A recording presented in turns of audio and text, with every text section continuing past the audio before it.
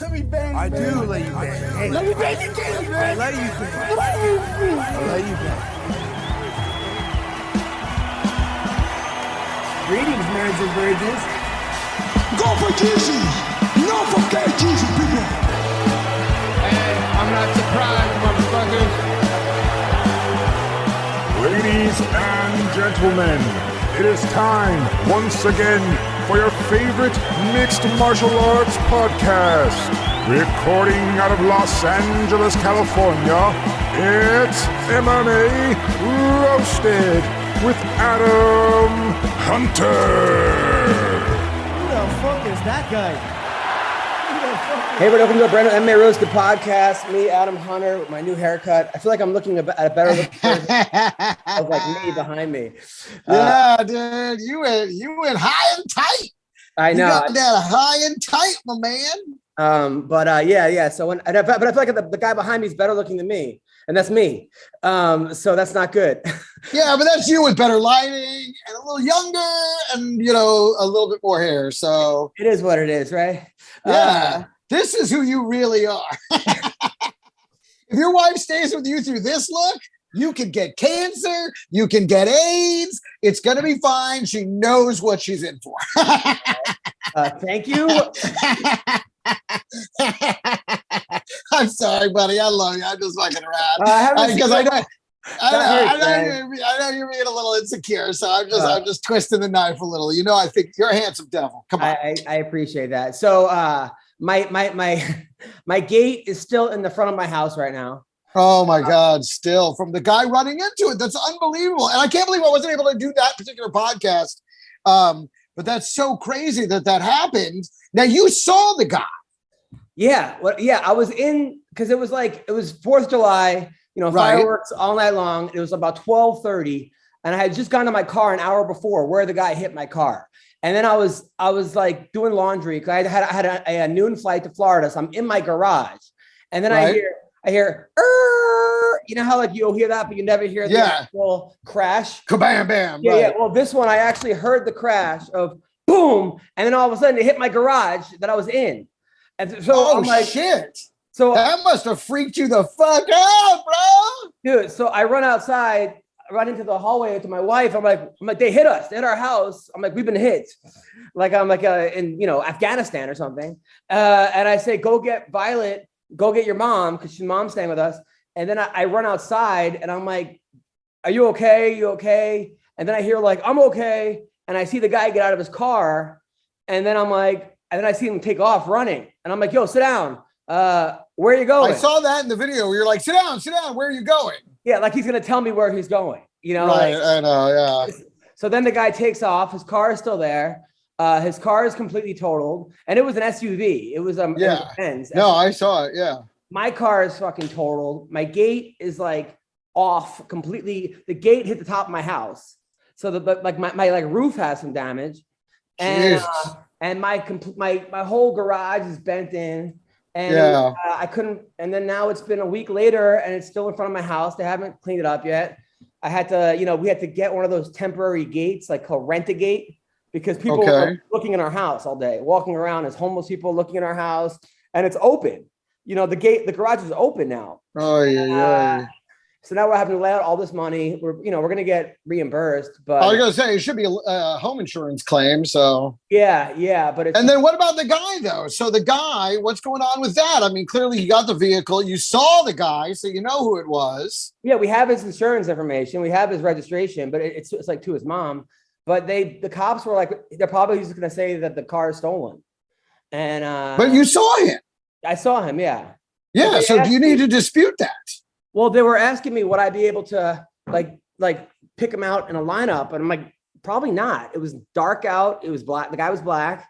And I really couldn't see him that well. I don't want to frame. You watch all these things of somebody went to jail for 20 years because someone else picked the wrong person. Dude, I think now's the time when you go ahead and err on the side of that's the motherfucker right there. That's what I think. I mean, come on.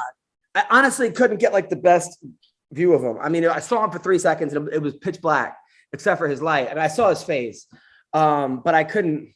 If there were 5 guys that looked similar to him, I think I'd be willing to take that chance. But I get it. You're erring on the side of caution. You're really doing what's right in your mind. You know, when your conscious is you feel like you couldn't pick him out. So then that's that. You know, I could pick him out if it was 4 white guys and him. I could pick him out. You know, but like, you know what I'm saying? Like, I think I would have given it a run. I think I would have been like, I think I can pick him out. I think I can, officer. I want you to bring him in. I want you to do a lineup, and I want to see if I can pick him out because I think I could do it. I bet you could do it. Worry that I would get the wrong guy, dude, and then fucking some guys is 20 fucking years. But you know, the thing is that I don't think it makes a difference because it's like the insurance is the insurance. It's not like I need to find him. It's just the fact that he hit 2 people before me, then hit my car. Then hit my house. And it depends on whose insurance pays for it. Your insurance or his insurance. Well, my homeowners is paying for it, and his car insurance is paying for my car. So feels like his car insurance should pay for the house too. But hey, listen, I understand what you're saying, man. It's a tough situation, and everyone. Here's the other thing, and Summer and I were discussing this. Everyone thinks they know what they would do. Everyone can be an armchair quarterback. Everybody, hindsight's 20. Everyone be like, "Why would you do this? Why would you do that? Why would you?" But the reality is, you don't know what you're going to do until you're in the moment. And you're obviously reacting with a lot of moving pieces. You got your mother-in-law there. You got your wife. You got your daughter. You want to protect them. You got to look at this guy. You got to do. Make sure that more danger is coming from that direction. I mean, there's a lot to handle there, and I think you did a great job, man. His car was, first of all, he had fireworks and gasoline in his car. So Jesus, it could have been so much worse. And it was smelling like complete gas. So right away. So you were like, I got to get the fire department here. Car might blow up. Even if I tackle the guy, you could have a gun on him or something. And then I get it. Yeah. And also, what am I going to do? Hold him for an hour? I don't have handcuffs. What? You put him to sleep. Bruh. You've trained enough. You know what to do. You fucking do the thing, and then there's night time. But I understand that he ran before he had a chance to do that. So, I was way more concerned about the car blowing up and getting the fucking. Yeah, if you smell gasoline, absolutely. You got to get your family to safety. You got to get them away from that situation. You got to notify the fire department as soon as possible. Listen, like I said, everyone thinks they know what they would do. Nobody knows until you're in that situation. It was funny. I'm on the phone with the car insurance. I'm like, yeah, I'd like to report an accident. They're like, okay, so you were the driver? I'm like, no, I wasn't in the car. Okay, so it was parked outside the house? No, it was parked in the house. Yeah. I've never had that fucking thing, right? Boy, wow. I know, man. That's you're a magnet for extraordinary situations. Dude, then I go to Florida to do a comedy show. I had a show. Instead of going from LA to Miami, I had to go from LA to Boston to Fort Myers. So, which is always the best way to get to Florida. So it was like 6-hour layover, blah, blah, blah. The shows were good. And then I go to Miami and a bunch of fighters came out, which was awesome. And then my buddy who is DJ Platypus, he runs Tootsie's, which is like the hottest strip club. And he hired me to host the Exotic Dancing Awards a couple of years ago, right? Okay. I thought this was part of this weekend. I'm like, God damn, what a wild weekend. No, this was this weekend. Oh, okay. But he's like, but when I hosted the Exotic Dancing Awards, it was great, except they were like, you can't make fun of the strippers because Pauly Shore did the year before and they all attacked him. Physically attacked him. So which is probably the first time Pauly Shore's been attacked by a stripper, I guess. Not really. So wait a minute, sorry, but McCorkle with the lighting and in a different room, I love it. It's crazy, man. Yeah, it's taking a step up, and before long, I'll get a microphone and everything. New camera, it'll be set. So I go to the I go to the strip club, and I right away I go there, and the guy treats me like, he gives us the hookah treatment, like a free hookahs, and then beers and the whole tour, and of course you want lap dances, but I don't get any because I know my wife's gonna be like, you go to a strip club, and then I'm gonna be like, yeah, because I can't fucking lie to her, and then she's gonna be like, you get a lap dance. I don't want to have to tell her, So yeah.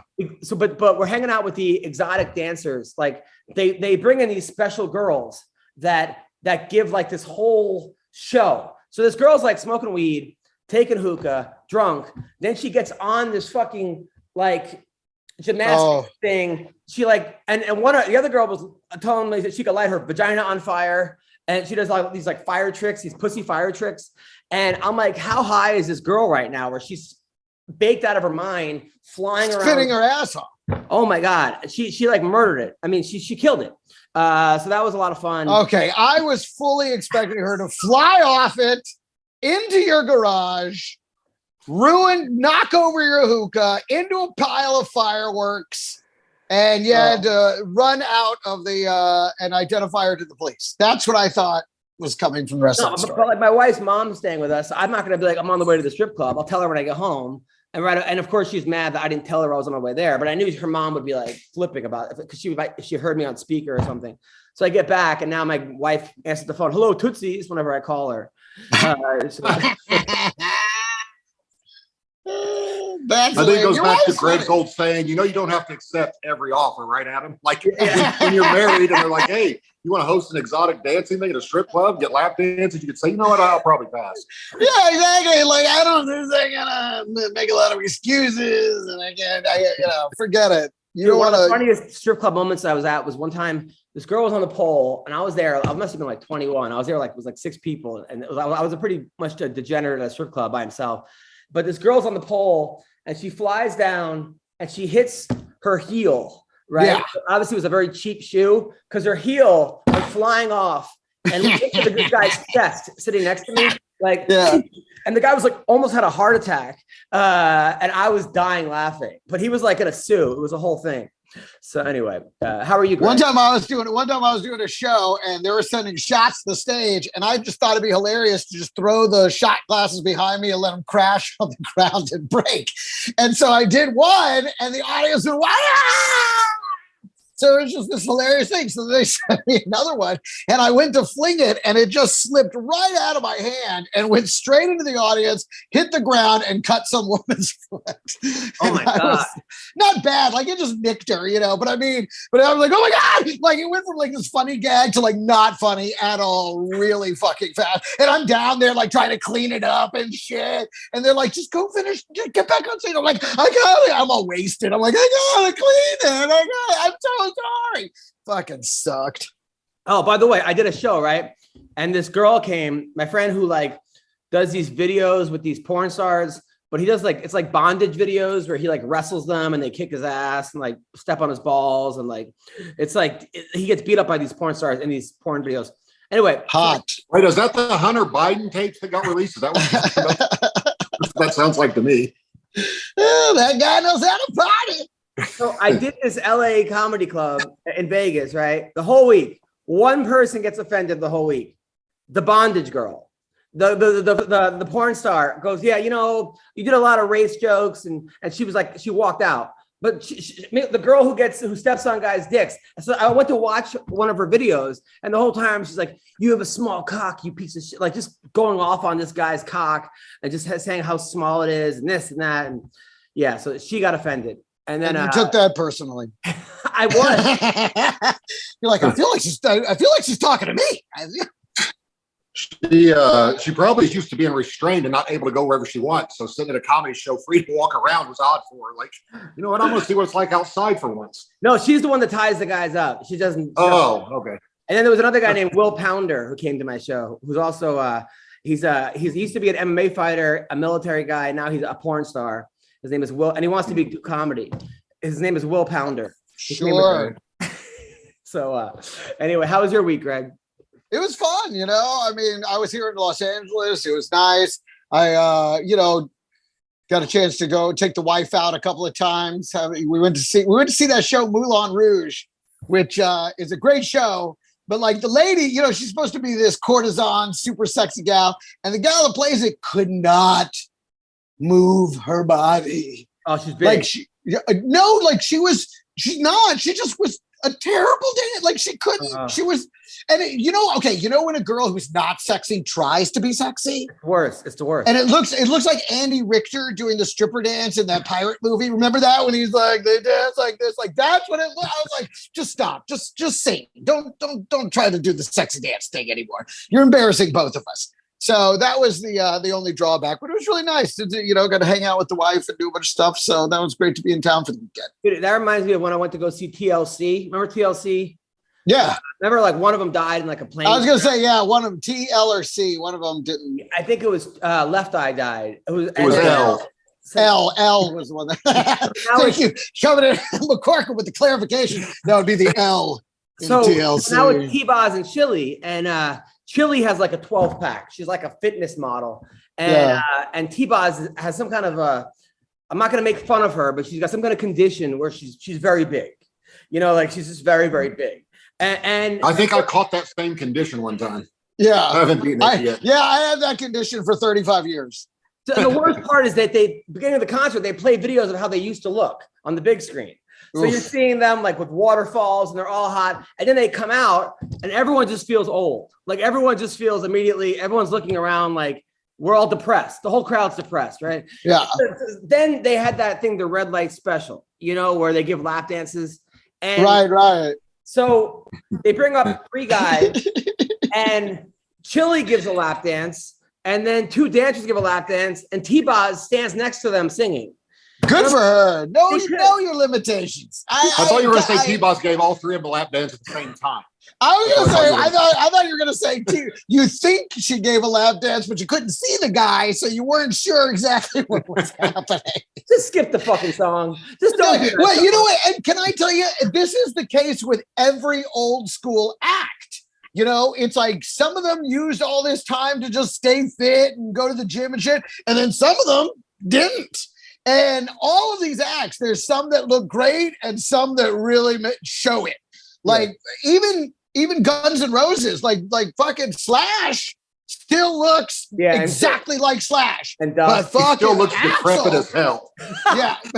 But Axl looks like current Kathleen Turner. Okay. It's unreal. It's horrible. The crazy part is that he sings for 4 hours a night and runs around. Like, how does he stay that? I asked the guy that used to be in the band. I was like, how does Axl stay so fat? Because he's running around 4 hours a day. He's like, dude, when I toured them, we just drank for the other 18 hours. That sounds right. And God bless him. Someone's got to live that life. McCorkle, how are you? I'm doing great, man. I'm not actually doing terrible, but other than that, I got to say I'm doing great, right? What's wrong? You win any bets? Got any bets? No, I haven't been betting, man. It's I can't buy $10,000 dogs if I'm losing thousands of dollars a week betting, so I stopped that. But no, it's funny. I sold a bunch of my dogs for my first litter, and everybody's like, "Wait, you made $20,000 last week selling dogs?" And I'm like, "Yeah." They're like, "Man, that's easy money." I'm like, "Is it?" Because I get up every 2 hours to do something with the dogs and let them out 24 hours a day. You know, or whatever. They're pooping, pissing, shitting everywhere. Like it's a absolute nightmare. Like having these dogs. But every time now, wait a minute. But just to clarify, your ownership of these dogs is not court ordered. No. But every time I sell one and I get $5,000, I think, how long would I have to work a regular job to make $5,000? Right? You're like, I gotta start fighting again. No, what did you expect, dude? I mean, did you expect to just fucking let the dogs live on their own for 5 years? No, like in my mind, well, it's the puppies that are a problem. My adult dogs are fine, besides the one that keeps getting out and attacking people. But it's going to eventually have me sued, probably. But the puppies are just I used to breed dogs like I used to like raise and breed them. It's way more work than I remember. It's kind of like, I don't know, like if I had a baby now, it would probably be way more work than I remember my son or daughter being, you know, like right. So it's especially when you're selling them for that much. Like we actually had 6 puppies. We had a 14 puppy litter, and it's normal to lose 2 to 3 puppies. We lost 6, which some people would say, man, that's really tough, but it's really tough on the bank account when they're worth $5,000 a piece and you lose 6. Right. So I'm like, man, that's $30,000 I would have had otherwise. So it's like everyone that's born that isn't breathing, I'm like, got the panels out, shocking it and giving it mouth to mouth and trying like breathe, live. Not really, but so how long puppies you really bring the care to pet care? Yeah. It's definitely just so. And how long until these puppies are grown where they can have puppies of their own, like 3? Well, I'm not going to keep them, but they usually can't. The males, they usually wait a year or more to breed them. The females about a year and a half. But I've got 5 of the 8 sold. I think I'm going to keep 1, but which will then give me 5 dogs, which just personally, which is too many, especially when you got pit bulls. Like 5 is just too many. But I always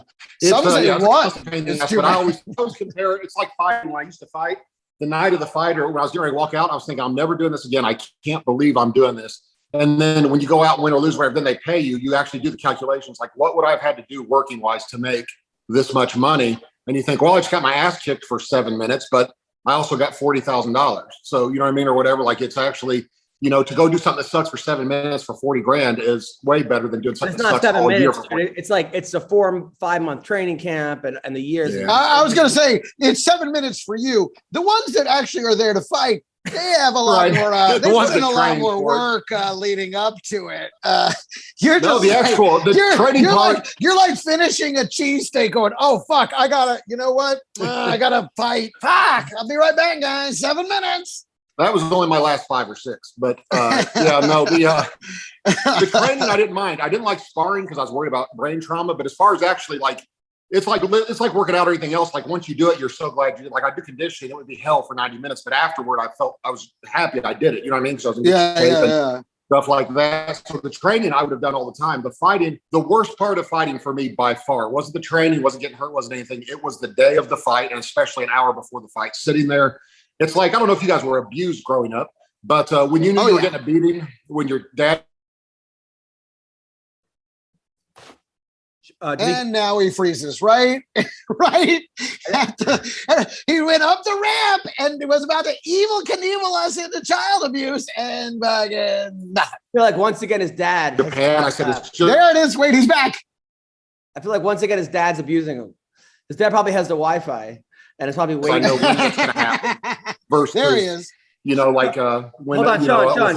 Wait, Sean. Sean, you actually you cut out right when you said, I don't know if you were abused as a kid, but you know when your dad's about to beat you, and then we can't hear anything. And then you disappeared for like a minute and a half. It's kind of like you're doing right now. He froze again. God damn. Oh man. Well, I had no idea Sean was abused as a kid. I mean, things make a lot of sense now. Well, he was a fighter, and from what I can gather from all our interviews, that is almost the common denominator across the board. And I'm not saying that. Listen, my father beat the shit out of me too. It's one of the reasons I'm a comedian. It's also one of the reasons I was a drunk. But it seems to be a very common thread. Same with the female fighters as well. That there is something that drives them to want to fight.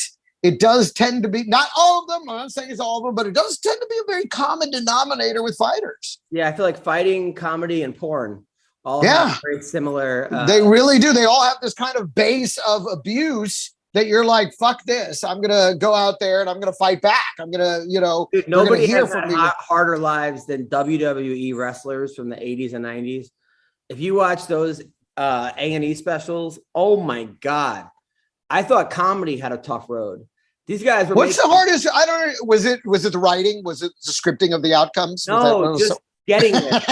Dude, just getting there, man. I'm kidding. I know those guys put themselves through incredible physical torture. No, not even that. But it's also like they were getting $100 a week and they were living out of their car. And they were living out of this. And then you say that as if you don't understand that equation when we did the exact same thing. I 100% do. 100% do. But then they like never saw their family ever. And then they were just, and then it was just they're getting the shit beaten out of their bodies. Those WWE guys. I mean, even the ones that like, I was watching the one on Stone Cold Steve Austin, who was like, a legend. Pretty recent, but he Austin 316 for crying out loud. And he never saw his kid. He goes, man, it broke my heart when I finally talked to my daughter and she had a British accent. And he's like, she's from Texas. Nobody wants that. Something I always respected about Stone Cold Steve Austin is he would pretend fight anybody, any place, anytime, anywhere. So Sean, you cut out right when you were talking about being abused by your dad.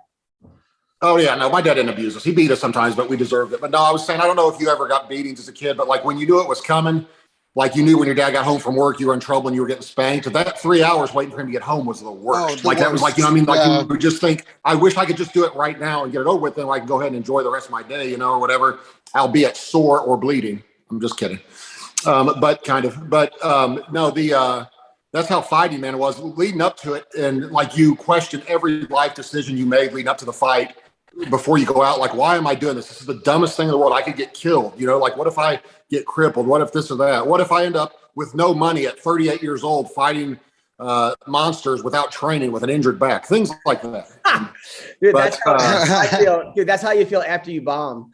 After you box, you're like, what the fuck was that? What am I doing in my life? You just can't, but the good thing about comedy versus fighting, you can usually get up the next night or the next 2 days. Yeah, that's true. Can you imagine Schaub's been feeling that way for like 15 years straight now? Between losing fights and bombing, like every night, and he continues on. If you guys want to watch the worst but most like best but worst show in the world, because I watched those A&E documentaries on like Roddy Piper, and it was hilarious. Like, I mean, it was amazing what those guys went through.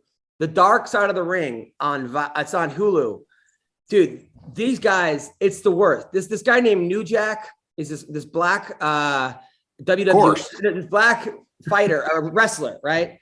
Dude, this guy was fucking bonkers. First of all, back in the day, he was saying things like, he was like fighting in Alabama, wrestling in Alabama, being like, I want to shout out to our savior, OJ Simpson. Like, this is back when like OJ, right when he got like, so he wanted to be the most hated guy ever, right? Dude, one of his matches, the guy hit him like twice, really. Like he hit him twice, but like not, he hit him, it was a fake punch, but it was a real punch kind of a thing. He starts stabbing the guy.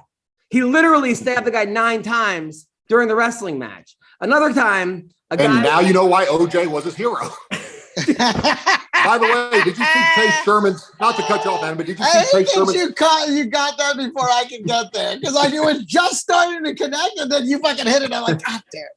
Did you see Chase Sherman's picture with OJ Simpson? Yeah, that was ridiculous. He posted on Instagram and he put "straight killers" as the caption. That was awesome. Yeah. Dude, then another time, the guy New Jack, a guy like messed up a landing, so he waited like a year to the day. He gets up above the whole crowd. I mean, like 100 feet above the crowd, and then tases the guy, and then throws him off while the guy's tased. Dude, I don't know. Dude, this guy should have been arrested so many. He died of a heart attack, but he was like, all he did was cocaine and wrestle and like just do the. Dude, there was one. And time, he died of a heart attack. Dude, yeah. Dude, there was another time. Greg is like, I didn't even wrestle. Dude, another time, ECW hired this guy that was like this. I forgot what they called him. Like, I forgot his name. He was a guy that had 2 black midgets with him, and he was a regular size. I think his name was like Toll Road or something, or forgot the guy's name. Anyway, he was 7. I think it was Mr. Drummond. He was. Was that his name? I love Toll Road. His name was Toll Road. He was 17 years old, but he lied and said he was 21. It was like Did you get the Mr. match. Drummond joke though? Because that was a fucking great joke. It was a great joke. Okay, sorry. But New Jack fucking murdered, almost murdered this guy too. I mean, didn't kill him, but it was like beyond abuse. This guy, anyway. If you want to watch one of the worst but best that shows, Dark Side of the Ring is so fucked up. But it's very. Now, is it only about black wrestlers? No. It has a lot of guys. It has Randy Savage and Elizabeth and a couple other people. Anyway, did you guys watch the fights last week? Yes. Sean? No, I was watching the Dark Side of the Ring. So, no, I didn't catch it. Now, is that why Dark Side of the Ring? Black? Is that why you said that? Dark Side? I thought, yeah, because you talk about color so much. I just thought that's what I thought that's what. Well, I do not talk about color. I had to take out your jokes last week. People got mad at me, and now they know exactly when I took them out because dude, Greg. So this fighter. You're going to repeat them and leave them in this week. Greg, there was a fighter, right? There was a fighter. I forgot what's the guy's name? Don't take me down with you. The guy likes to sew, right? He's a sewer, right? And he likes to knit. So I'm like, there's the guy, the black guy. He's like a huge knitter, right? So Sean repeats this 30 fucking times throughout and anytime this is his joke now. And then the next week he does callbacks to it. So in case anyway, this is like all right. If you missed the fights, Dos Anjos lost to Fiziev. It was a good fight. It was competitive. But Fiziev won by knockout in the 5th round. And actually round 3. No, it was round 5. Round 5. Fiziev's good. He's a good fighter. I mean, solid fighter. Listen, they were questioning whether or not he had the gas to go into 5 rounds. They were questioning whether or not he'd be able to withstand high-level jiu-jitsu. And honestly, I think Dos Anjos realized the game passed him by in that fight. I think he really did, because I think he really thought he was going to outclass this guy. He gave the whole "there's levels to this" kind of speech beforehand. He was like, I think he really felt like, I just need to knock this guy out and get back. And I think Fiziev showed him, you know what, dude, your day was yesterday. Today is my day. I think we may be looking at a Dos Anjos on the decline. But that's how I felt like when he fought Colby Covington like 4 years ago, and then he went out, and then he lost to Leon Edwards. He lost to Chiesa, but then he came back against Felder, against Renato Moicano, against Fiziev. So he's one of these guys. It's like you can't count him out. I'm not saying I'm counting him out, but he's definitely on the. He's coming in for a landing. And then because Fiziev, I think, really, you could see the frustration in Dos Anjos' face. You could see him be like, I can't beat this guy. You know, and I mean, I thought it was very, I think that plane's coming in for a landing. And then Kiao Barajo beat Armen Petrosian. He looked good. He looked good. That was a good fight. I'll tell you who looked good was Said Nurmagomedov against Andrade. Oh my God, yes. Boy. This dude's a killer. Chase Sherman. No, wait. Can we give some love to Andrade? That guy, I mean, tough as nails. He went after him. He did everything you could possibly do. I mean, he took him to a decision, and Said was looking for a first minute knockout. And this guy was like, not today, motherfucker. And he was all over him.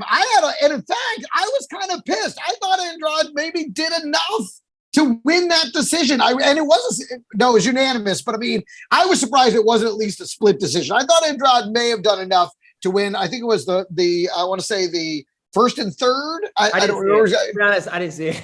He put up a hell of a fucking fight, and he was a lot smaller. And Said is very large for the bantamweight division. He's much big. He was way bigger than Andrade. It just seems like, and then Chase Sherman that was a good fight. So I don't understand, Sean. This guy, Jared Vendara, who's a good fighter, solid fighter. And, I go on his Instagram after he loses, right? He loses to Chase Sherman. Chase knocks him out in the third. It was probably maybe 1-1 going to the third. And then it was a good fight. And everyone's like, people are like, you suck, blah, blah, blah. And then you look at the people that are like 12 years old or 10 years old. You're like, fuck you. Who are you to tell this guy he sucks? I was bothered by some of it. But then I'm like, one guy said, what's the point of having a black belt if you're not going to take a shot against Chase Sherman? And I was like, that guy actually has a decent point because he stood up the whole fight against Chase Sherman, and Chase Sherman's one weakness has been the ground. And Chase Sherman has won bare knuckle boxing matches. He's great standing up.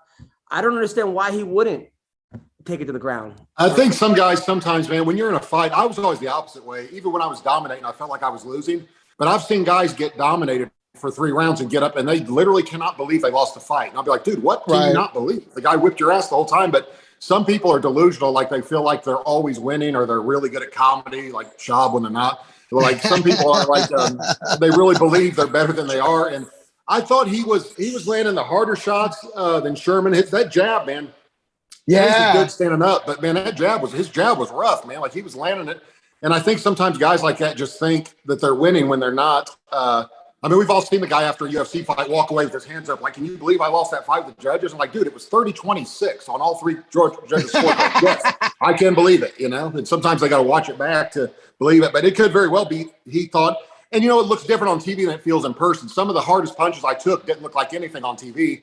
And then ones that looked like they didn't hurt at all, So he may have not been getting hit as much as it looked like or feeling it like it looked like he did. But, man, they went at each other. I'll tell you what, they were like rock 'em, sock 'em robots, man. Just standing there. Yeah, but the guy it was a fun fight to watch. It really was. I mean, it's, to get a black belt in jiu-jitsu, you got to spend, how many hours? I mean, like years and years and years and years. Unless you go to the right coach, they'll sell you one. There's a guy here in Indianapolis that offered to sell me one if I wanted my black belt. So. Really? Yeah, he said if I would do 10 private training sessions with him and let him corner me in an MMA fight, he would give me my purple, and then 2 months later, my brown, and then like 6 months later, my black, and I didn't have to come to class or anything like that. But he was the same coach that I submitted the first time I ever rolled with him when I had never done jiu-jitsu before. Like, and I literally submitted him my first class, like in front of all his students. He really hated it. But yeah, he sucks. He sells belts. I would say his name. But what you fail to recognize is he works at the Gap.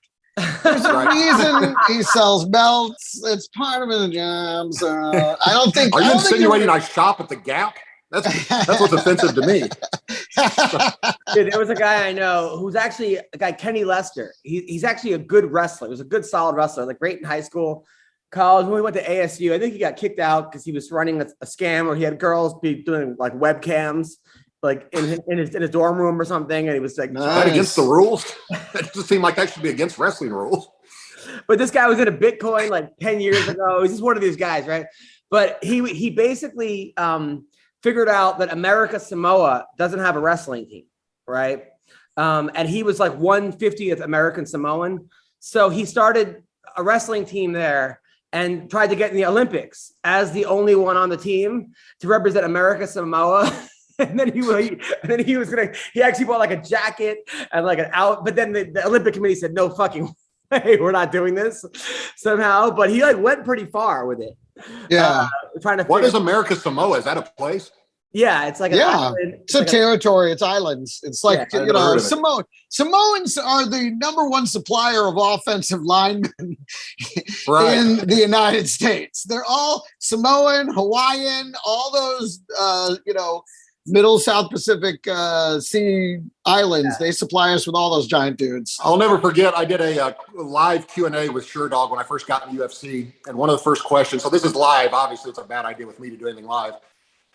So they asked me. Somebody on the live Q&A asked me if I ever fought a Samoan before because I was fighting Mark Hunt, and I said no, but I fought him. Keep in mind this is typed out, so I was like no, but I fought a real fat Chinese guy once. So yes, with a question mark.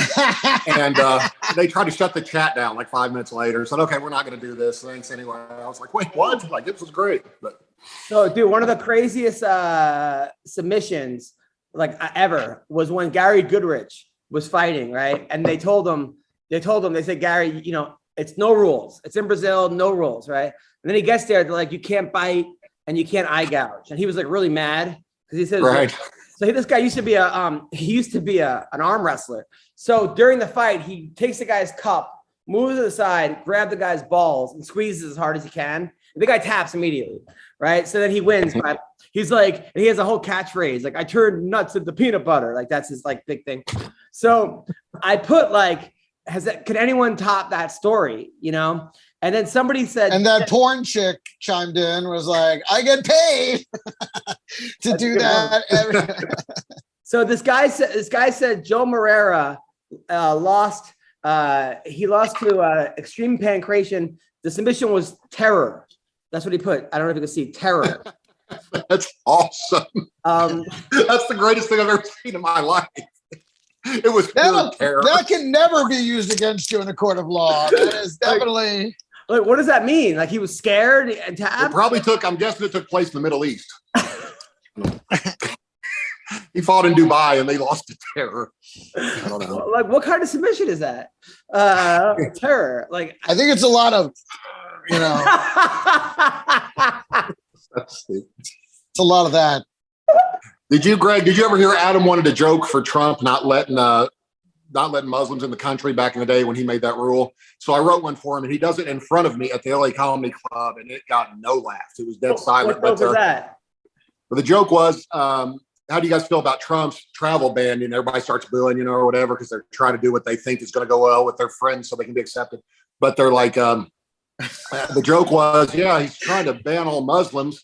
Which I think is a terrible idea. I think he should let Muslims in the country, just not by airplane.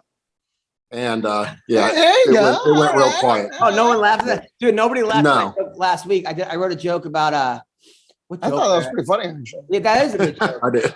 Dude, what did I do? Oh, I said, how like with abortion, with Roe versus Wade, like they're flying people now to like there are companies that will fly you to places that you get abortion, right?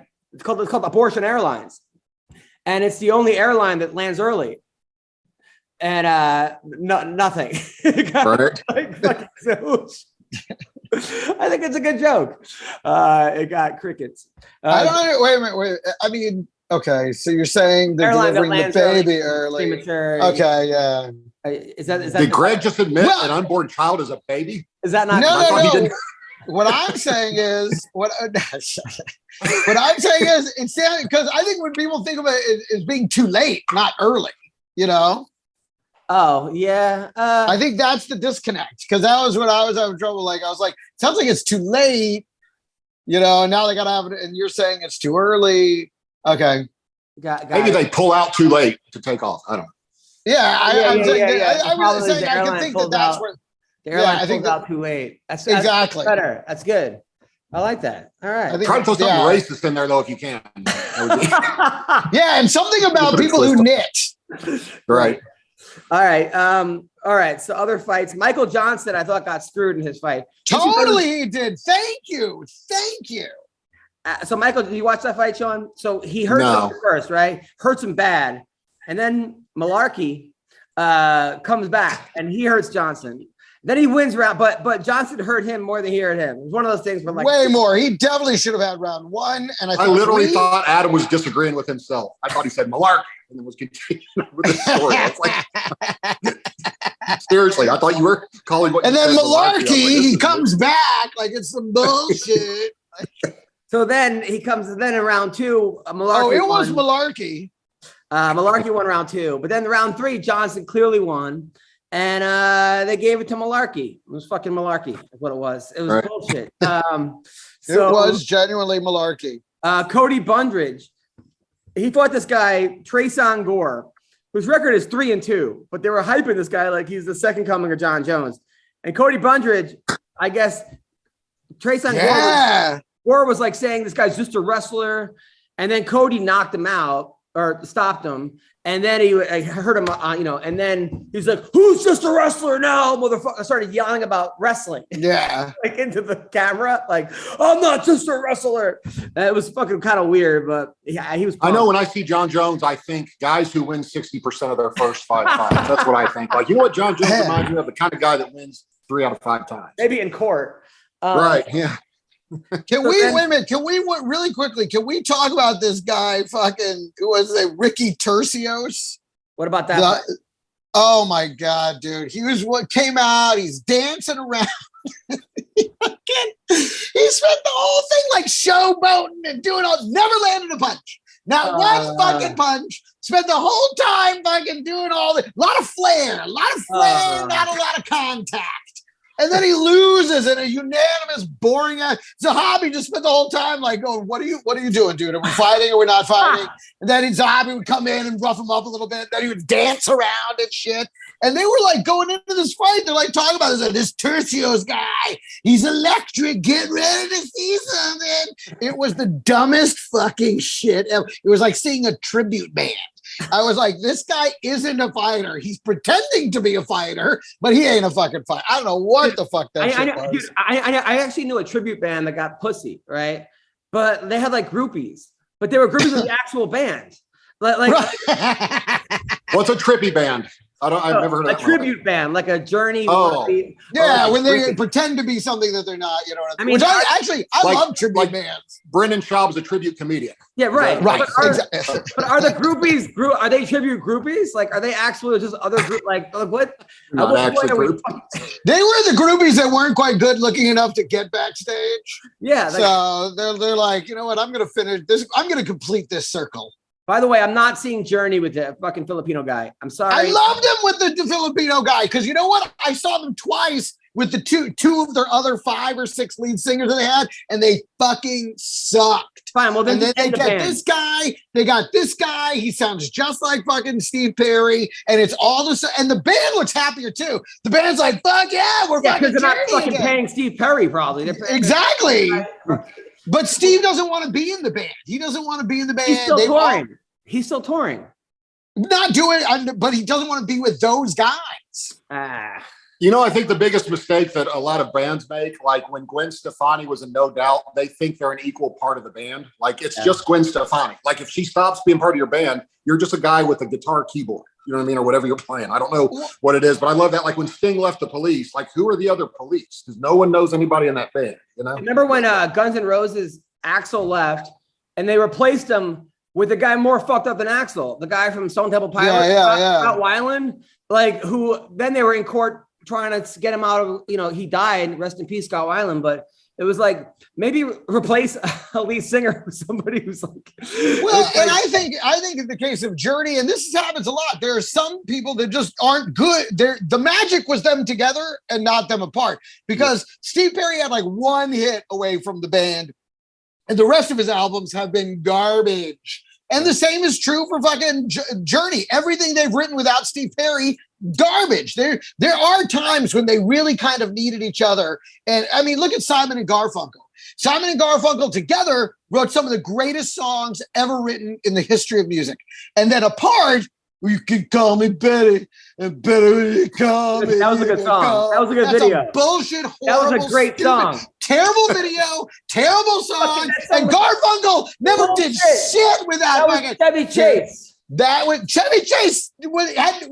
Thank you. That's right. If the best part of your music is Chevy fucking Chase, Chevy Chase back in the day was the shit. Fletch. It doesn't matter. What was he doing in a fucking? He wasn't. It was Paul Simon with his fucking world beat shit. All right, he was never the same. He was never the same. Fighting. Let's talk about fighting. We don't talk about fighting on this MMA show. What? Real quick before you get off that topic, I went to a Chicago concert one time and took a poster like a pro wrestling event, and they just said "Where's Satara" on it and held it up, and they took it away from me. Like the first 5 minutes, they came and took it away from me, so that people didn't see. But I just wanted the band to see "Where's Satara" as they try to perform. That's hilarious. Oh well. All right, so Antonio Shevchenko, you know what? She showed me a lot because she's obviously her sister's the champ and arguably one of the best of all time. And this girl just like is a pilot and a fighter. I just feel like it's a tough job. So she's a fighter pilot? Yeah, pretty much. Okay. I just feel like if you're a pilot, like you don't want to be like, I don't want to get on a plane and be like, this is your pilot, BJ Penn. I'm getting the fuck off that plane. I just think that if it's, those are jobs that you want to be good at one of them at a time. You don't want to be a part-time pilot and a part-time fighter. And I don't know if my pilot getting punched in the face for a living. But anyway, she did great against Courtney Casey. I thought Casey kind of had the wrong game plan of trying to stand with her. Casey's great on the ground, but couldn't seem to get Shevchenko on the ground and was sort of just doing a kickboxing match against her, which was her specialty. But I still think kind of Courtney won. So I don't know. I did too, honestly. I thought it was a fair, I mean, it was a split decision, and I think that says exactly what it is. It could have gone either way. I thought Casey did enough. I thought she got in a lot more punches than Shevchenko. I mean, Shevchenko did a good job, but again, and I think the problem is the expectation with the name is that she's going to be far more dominant, and she was not. It was not a dominant performance. This kid Onama is a fucking beast against Garrett Armfield. But dude, didn't Garrett Armfield get the fucking fight like 6 days before this fucking fight? Like, I mean, the difference in training showed. I mean, Garrett did not look. I mean, he looked a little not like he didn't train normally, but he's clearly hadn't had a camp. I think he didn't. He went into there highly disadvantaged. And Side UCub might beat Ronnie Lawrence. All right, let's talk about some fights coming up because I like to hear McCorkle's thing. And when he doesn't watch the fights, I feel like we don't get to hear his expertise. Brian Ortega is taking on Yair Rodriguez in Long Island this Saturday. It's at 2:00, the main card. So the undercard is going to be at 11 a.m. So love it. This starts at 8 a.m. Wait, they're doing a daytime card in the United States? No, they're in the United Arab Emirates. Oh, I thought you said Long Island. I was like, what? No, they're in Long Island. No, they're not. Oh, you're right. They are. Yeah, they're in Long Island. Oh shit!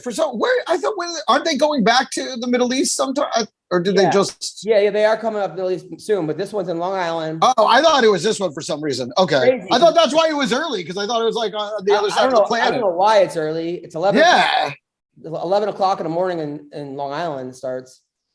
No, it's 11 a.m. here, so it's 1 in the afternoon there. No, it's. Or are you saying the prelims? Yeah, the prelims. The prelims. Yeah. Right. It's like, why would you do that then? Why isn't it a night event? That makes no sense. That's why I thought it was from over there. Maybe because it's on ABC, and maybe ABC it has a thing where ABC can't air that at night or something. Maybe that's dumb. Okay. Yeah, they probably have an episode of Everybody Loves Raymond they're going to rerun or something instead of the UFC. The best is when ESPN doesn't televise UFC card, but it's got ping pong on it. I'm like, that's what I would. Yeah, choose. Yeah. The cornhole championships are on. Right. Oh my God! Have you never watched the Cornhole Championship? Fighting. Okay, Oh, Brian yeah, Ortega. Okay. So fucking Brian Ortega was taking on Yair Rodriguez.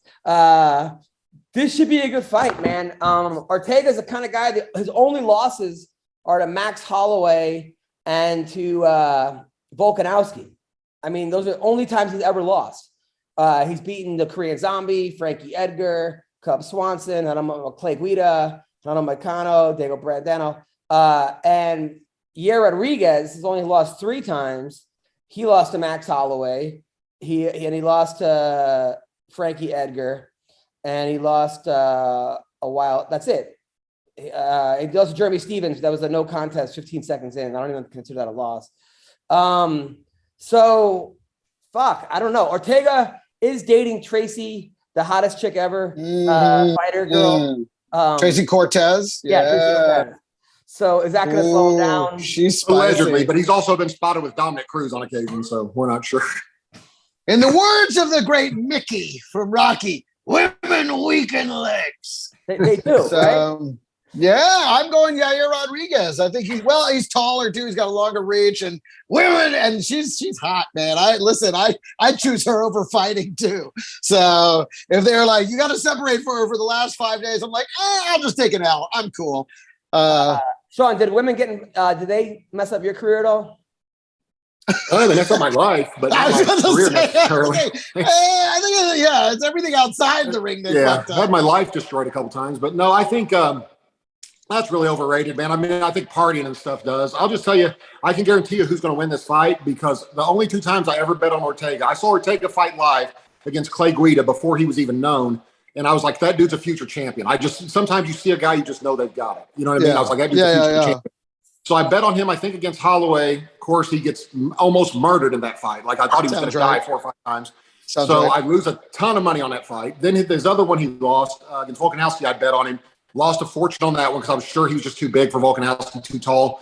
So he loses that one. So on this one, by my betting logic, I would bet on Yair because I'd be like, I'm never betting on him again after he cost me that kind of money 2 fights in a row, which means he would win. Now, the question is, who will I actually put the money on if I bet? Because that will guarantee a win for the other guy.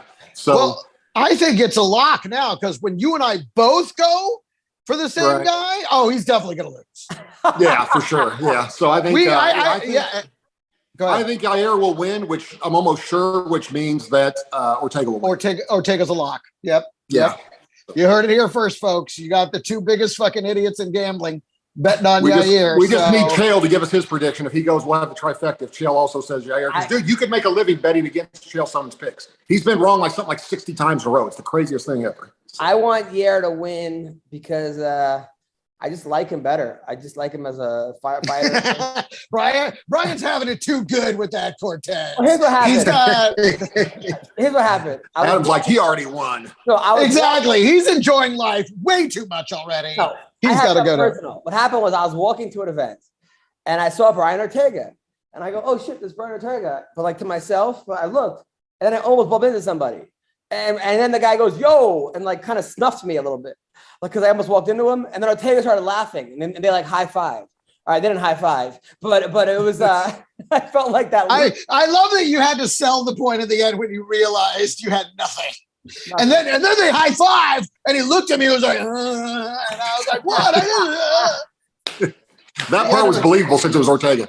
But no, I didn't say that. Ortega, I know, I didn't say that. But Ortega is what's his name's you know Dan Anik. You know, yeah. So Ortega is Dan Anik's jiu-jitsu coach, or was. I thought Dan Anik was John Jones's it's like screen name. I was gonna say I'm thinking of John Anik, no, Dana Dude. You know Dana Dude? Yeah, Dana Dude. Yes. Ortega was his coach. How did you blow that name? Dana, and he was he says he's like a super nice guy, Brian Ortega. I'm sure he probably is. You know? He is. But I still Dana Dude's a great guy too. Yeah, and a great comedian. Check him out. All right, Adam, you remember the time in Las Vegas when I told you to stop? I said, "Holy shit, there's Cowboy Cerrone," and you took a picture with a guy, and it was just a guy there for the rodeo and a cowboy outfit. Yeah. Adam was so embarrassed, took a picture with him with his fist up. The guy just sitting there like with a big belt buckle looking at him. I was like, well, he won the title for something. I don't know who this guy is, but he had a massive belt buckle. That is funny. So Amanda Lemos is taking on Michelle Waterson. Lemos was the girl who was beating. Remember, she was doing well against Jessica Andrade her last fight.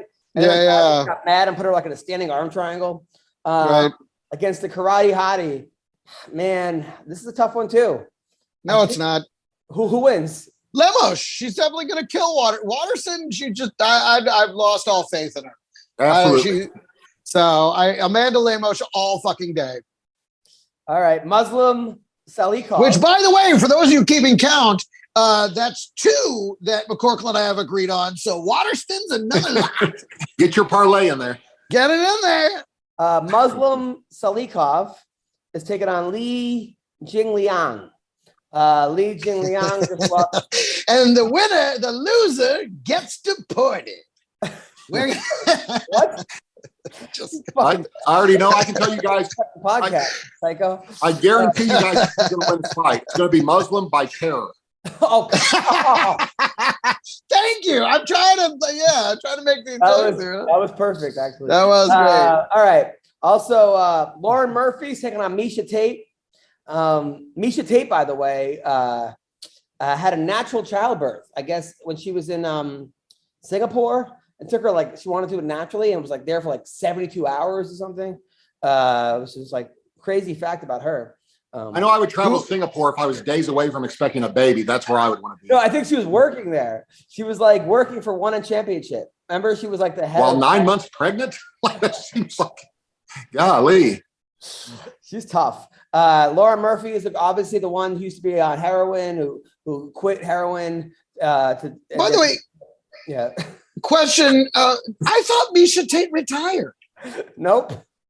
She's fighting Laura Murphy this Saturday in Long Island at 1 p.m. Wait, Miesha Tate's really fighting after giving birth in Singapore?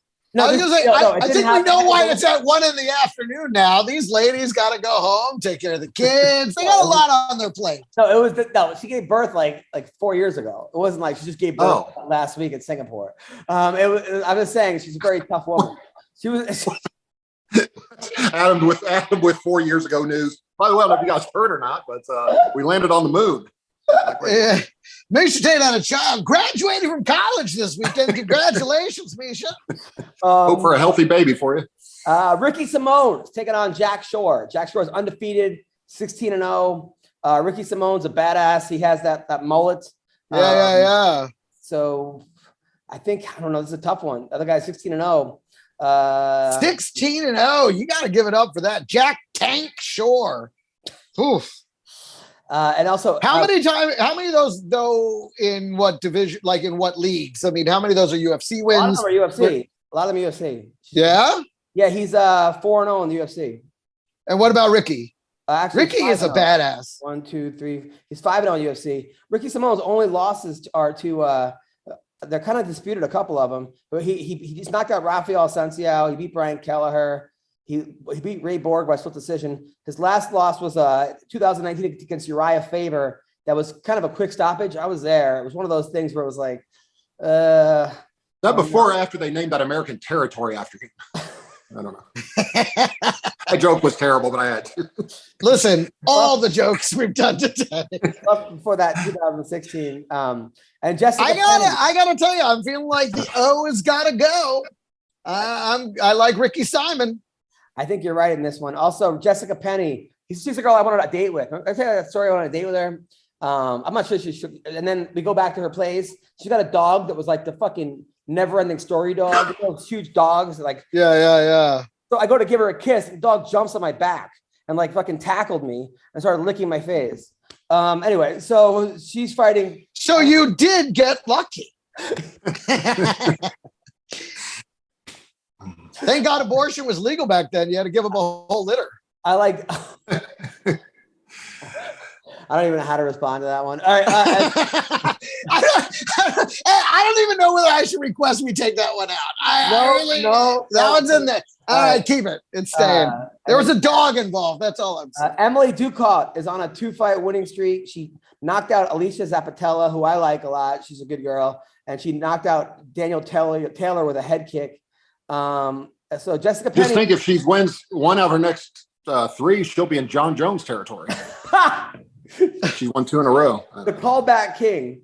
All right. So all right. So that's what's going on. Who do you like in that one? Who do you like? I like Ducote. Jessica Penne, I think Penny wins. She's had a lot of time off. She won her last fight. I think that she goes really hard with those girls in Arizona. In San Diego, and I think she wins. I think time off isn't always a blessing. I don't know. You're right. That's a good point. But she hasn't taken a lot of damage. Like she was, So also in MMA news, they had a face-off between Jake Paul and Hakeem Rahman Jr. They're fighting August 6th at the Garden. Rahman Jr. is 12-1, had 100 fights in amateur, but he lost his last fight to Tommy Morrison Jr., the guy from Rocky V. Oh my God. No. It can't be the guy from Rocky V. It's got to be his son. His son. Yeah. He died of AIDS. AIDS, unfortunately. Yeah, that's a sad story. So I don't know. I mean, people are like, what's crazy is that people are like, finally, he's fighting a real boxer. He's fighting a boxer. Right. But he is an actual boxer. I took Adam's advice and watched Jake Paul and that guy spar, and Rahman is terrible. Like, I was way off.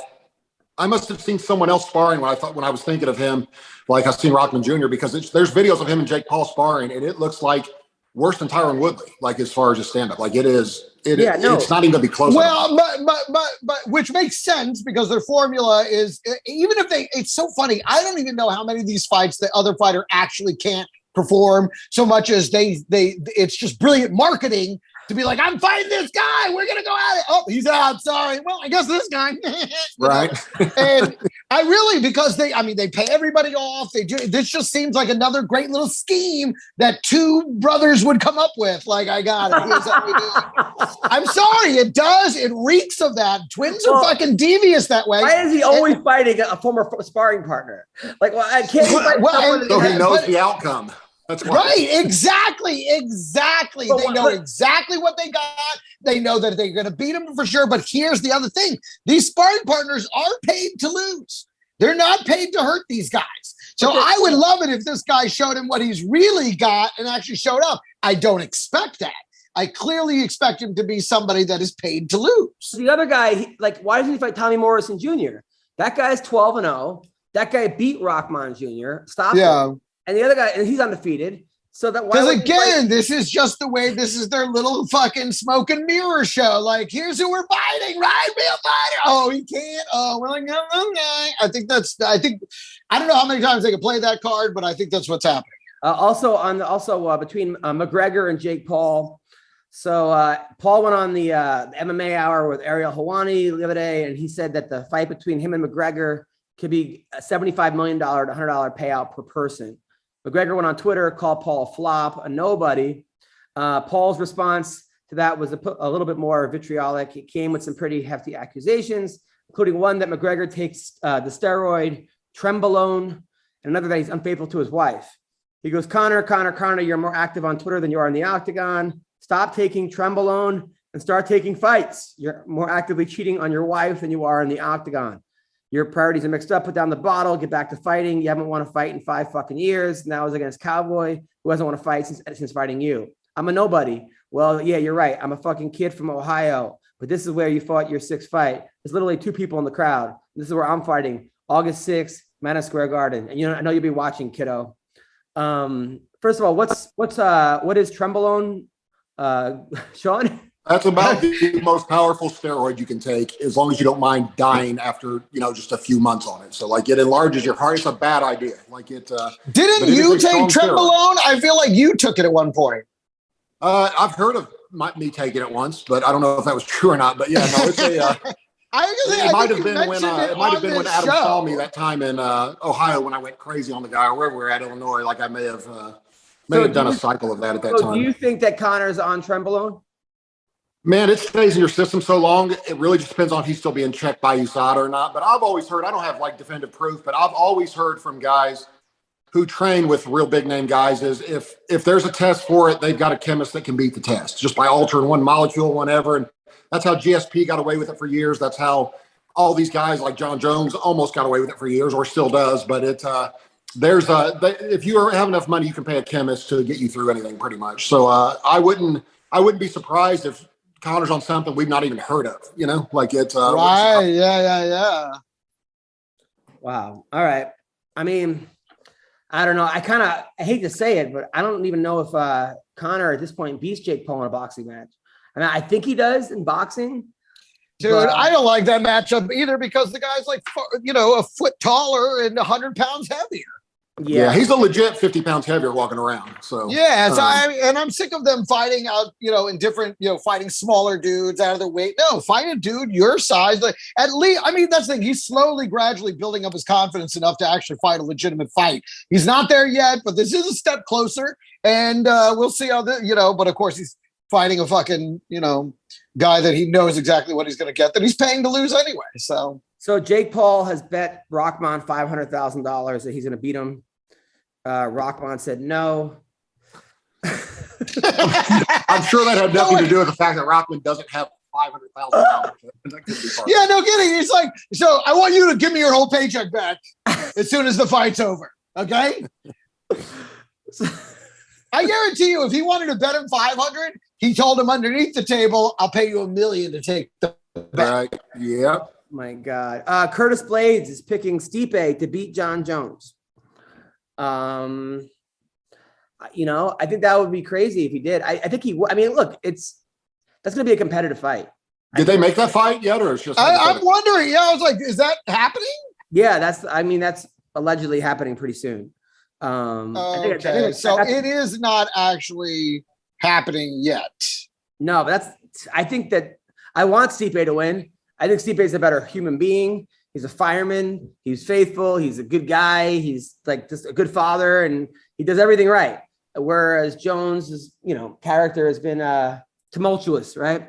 I've often said when they come to the scorecards, they're like, based on striking, octagon control, and being a good guy. It's typically the way it goes. The winner is. I'm going to say who I want to win. I'm not saying who I think is going to win. I want Stipe to win, but I also think that mileage eventually catches up to you. I mean, Floyd Mayweather, say what you want about him. He didn't drink. He didn't smoke weed. He didn't do cocaine. He stayed in the fucking gym. For the most part, he was flashy and he had a gambling problem, but you didn't. I feel like you're talking to me directly right now. But you didn't hear the same shit that went down. Yeah, he went to jail for beating up his baby mama or some shit. Okay, so maybe they heard some of the things. Okay, but it seemed like eventually all this partying catches up to you. Well, I'll tell you what'll catch up to him. I think John Jones 34, 35 now, right? Yeah. Like, how about fighting 3 times in 6 years and being 35 years old? Eventually, he's going to go out there one day and it's not going to be there anymore. Like, he's just not going to have that, that athleticism and that it goes fast, man, as you get older. Like, everybody knows that. But it's some guys very rarely get better as they get older. But it's 34, 35, dude, you start heading downhill quick, even with chemical help. Yeah, but I will say this. They're both long on the tooth. Stipe hasn't fought that much in the last either. And at the end of the day, I think Jones has that kind of wily thing that can confound a fighter like Stipe, who's kind of rigid and kind of comes right at you. I think it's a bad matchup for Stipe, and I think Jones definitely wins this fight if it were to actually happen, which I don't think it is. And if I were a betting man, which I am, I would bet that the fight never happens over either of them. No, I think it's going to happen because they're not going to give Jones the title shot right away. They're going to have him fight one time before that. And I think Stipe is the perfect guy to have him fight. And I do think the thing that he has going against him, he's been knocked out. He got knocked out by Cormier. He got knocked out by Ngannou. He's taken some beatings before. Jones never been hurt. I mean, he's never even been rocked. I just wonder if either guy will implement terror into their game plan because I think that's the new way to internet. Like, either guy Jones has been hit a lot. Jones has been hit a lot. He got hit by, Gustafsson a bunch of times, but he's never been hit by Francis Ngannou like Stipe has. But I'm telling you, I don't think this fight happens. Why wouldn't it happen? Why wouldn't it happen? Just one way or another, one of them is going to somehow injure themselves during training or not make the weight or something. I don't think heavyweight. This fight. It's heavyweight. Okay, well, something's going to happen. They're not going to make it's not going to happen. One of them will fuck it up. Trust me. If it doesn't happen, it's probably because Jones gets arrested for some, crazy shit again. And Thank you. possible. That's what I'm saying. I'm saying something will happen to impede this fight from ever happening. I feel like Jones is like, man, certain bands, it's like when Guns N' Roses was like hot.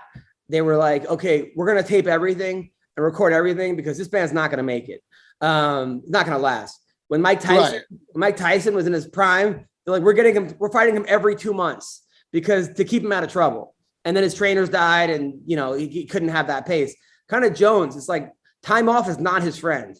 And there are certain guys where you're just like, man, time off is not, they could have had that kid. He could have had 5 or 6 more fights right now. By the way, did you watch it? Who was he coaching recently? He was in the corner of somebody. I remember watching this. I even texted you about it because I'm watching this. That was the guy who knits. Yeah. Okay, so that guy was getting destroyed. And John Jones literally just watched. He sat there and was like, and you could see him going, man, it's like he doesn't remember anything I fucking told him. Look at him.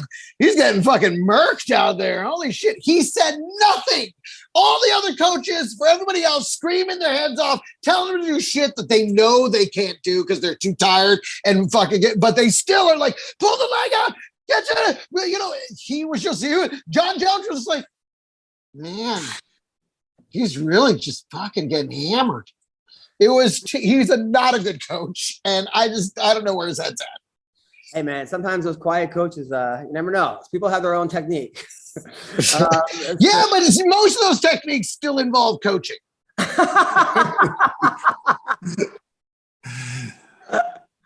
What's that guy's name? UFC fighter who sews, right? What's his name? What's his name? I don't remember, but I watched that fight and the poor guy just got destroyed and John Jones gave up on him in the first. If you Google it, I want to see the article that talks about him sewing because that would be a fascinating article to be online. I don't even think John Jones gave up on him. I just think John Jones forgot that he was the coach. Oh, okay. Maurice Green. Okay. The MMA fighter who knits before every bout. Okay. He's the crochet boss.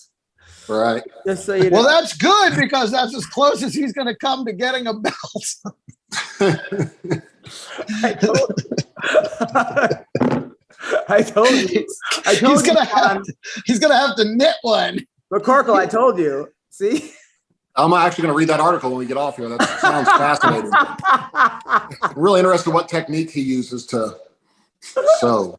Yeah. What size needles does he use? All right. What else? So Ariel Helwani, I guess they said Rousey is the most overrated MMA fighter ever. That's not fair. That's not, and I don't think her career demonstrates that at all. And now you could say she was the best. At that point, women's MMA was still developing, so her challengers just really weren't in her league, generally speaking. But I mean, you can't say. I mean, she was dominant. For her, for her run. I mean, there's no denying that. There's got to be. I mean, most overrated fighter ever. He didn't say champion. He said fighter. There's plenty of overrated fighters. Yeah. What about that karate kid that everyone thought was going to be the next thing that came in and just fucking flamed? Sage North. Daniel LaRusso. Sage. I really thought he was going somewhere until he met up with Mike Barnes. He did win the All Valley under 18 championship. Yeah. I was wondering if under 18 also meant 18 and under, or did you have to be 17 to be in the All Valley? Because Daniel LaRusso was an easy 28, 29 years old in that movie. Easy. Yeah. So John Hackelman is fighting against the TikTok critic Alpha Legendary this Sunday. What's that about? I don't know, but I bet Greg's excited for that one. I know how he loves these social media fights. Finally, some legitimate MMA conversation. Dude, you know what though? I love that he's fighting his troll. That's great. That'd be like, if McCorkle fought Schwab. I mean, we could only wish. It's like, take it to the ring, guys. You got to beef that bad, go for it. Although, by the way, it's not a real fight. I mean, it's just fighting. It's like a schoolyard shit. What did you think of Sean O'Malley, by the way, Greg? His win. I thought he looked really. Wait a minute. The no contest. Remember, That's right. What do you think about his no contest? What do you think about his no contest? I think someone wanted out of there. So, but I didn't actually see the fight. I only saw the ending. Yeah, but it was like one of the things where like it was a legit eye poke. The guy couldn't fight, and then he celebrated that like he won. It was strange. It was very, very strange. So I guess 9 former UFC fighters are going to be in ex-MMA 5 in South Carolina. They're bringing Violent Bob Ross. Will Brooks is doing it. You know who Violent Bob Ross is? He's the guy that looks like Bob Ross. Yeah. But he got accused of like, I don't know, a bunch of stuff. Chris Beal, I like him. Jared Gooden, who was in the UFC, he was 1-3. Austin Hubbard, I don't even know. Impa, he's the guy that had that crazy kick against him by what's his name? Luis Pena is in doing it. Jesse Taylor's back. He's the guy that, remember, he's on the Ultimate Fighter and he kicked out the limo and he got kicked off. And he came back and he won the Ultimate Fighter, like legend, whatever. And then he got busted for steroids. He got kicked out again. Looks just like John McCarthy on meth. He looks exactly like him. Andre. So what are these guys here? What are they doing? Like a failed They're all going to be an ex-MMA. And Julian Lane, let me bang, bro. He's doing it. He's going to be in there too. Or it's just like a I love it. Let me bang, bro. Yeah, you know him, right? He's the guy that was crying on the Ultimate Fighter going, let me bang, bro, because they wouldn't let him fight. And then the other guy's like, I'll let you bang. And then Keith Lee. Bang, you bang. Okay, sorry. So sorry. Oh, yeah, it's Will Brooks versus Luis Pena. That's a good fight. Will Brooks, he's good, yeah. Jared Gooden versus Impa. Keith Lee, who's Kevin Lee's brother. Wait a minute. Somebody's fighting an empanada? No, Impa. Kazan.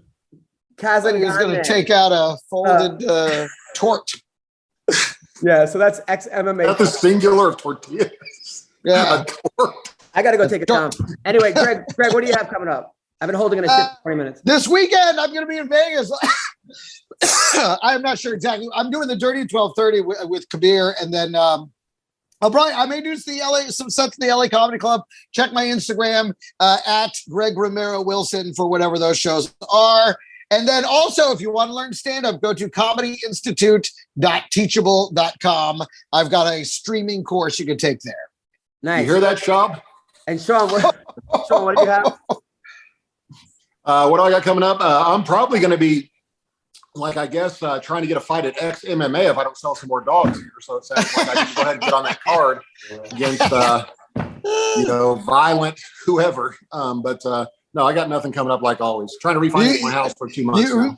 Remember, you got to train on your terror technique. A lot of. You got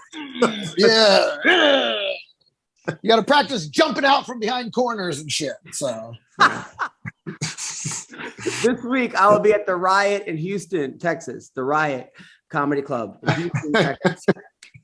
There's a lot of places you can go to a Riot nowadays. Yeah. You guys are great. Take care, guys. Bye-bye.